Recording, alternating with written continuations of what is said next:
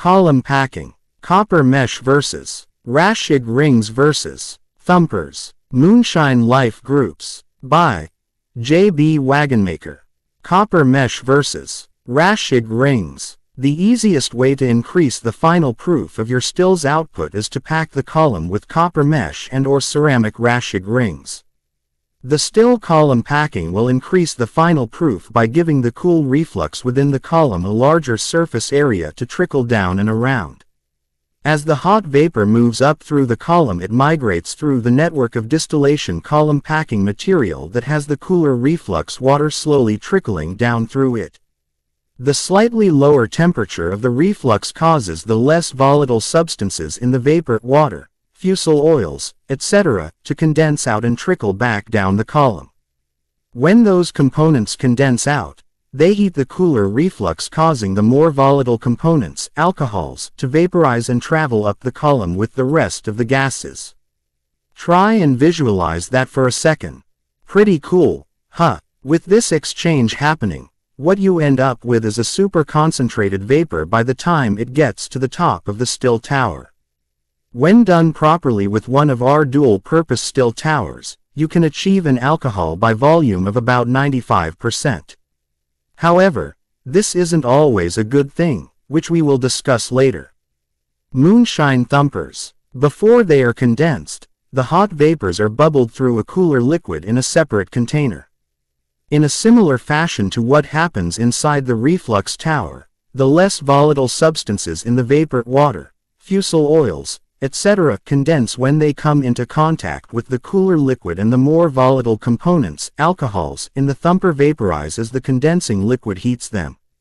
So, typically, a thumper will bump your initial run from 100 to 110 proof to 140 to 150 proof, and without having to heat and boil in your still twice, which saves both time and money. However, because the Moonshine thumper is essentially only one stage of enrichment, your final proof won't be as high as the continuous enrichment of the reflux tower. However, with the reflux tower, you are condensing out the reflux and then eventually having to vaporize it again, so you lose that energy efficiency.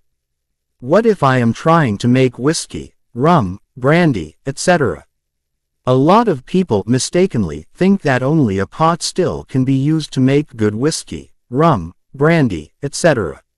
The truth is that most of these products are distilled multiple times, and a reflux column and thumper exist to perform multiple distillations in one run.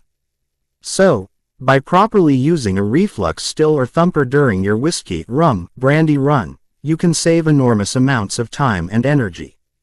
However, be aware that if you are running a reflux tower at full efficiency, you will be stripping out all the flavor with everything else. This has a very easy solution. Use less column packing. Now for the science. Each type of column packing material has a height equivalent to a theoretical plate, HETP. This is the amount, height, of packing that is needed for that material to be equivalent to a plate, for example, one of the bubble plates in our copper bubble plate still tower.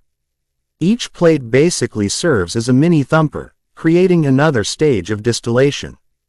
The HETP for copper mesh is about 6.1 inches depending upon the weave and how tightly it is packed, and the HETP for our 6 mm Raschig rings is about 9.4 inches. So, if you want to make a traditional Irish whiskey, which is usually run through a pot still 3 times, you could use 5.1 inches of copper, 1 HETP, and 9.4 inches of Raschig rings, 1 HETP, in your column to emulate those 3 runs through a pot still. Nifty. As with anything distilling related, your tongue and nose have the final say. If you feel like you are stripping too much flavor out, take out some more packing. If you feel like you have too much flavor and want to bump up the purity, add some more packing. A majority of the old traditional stills you see are made out of copper, and there is certainly a reason for this. Copper will react with the hydrogen sulfide and isobutyl mercaptan vapors and form copper sulfate.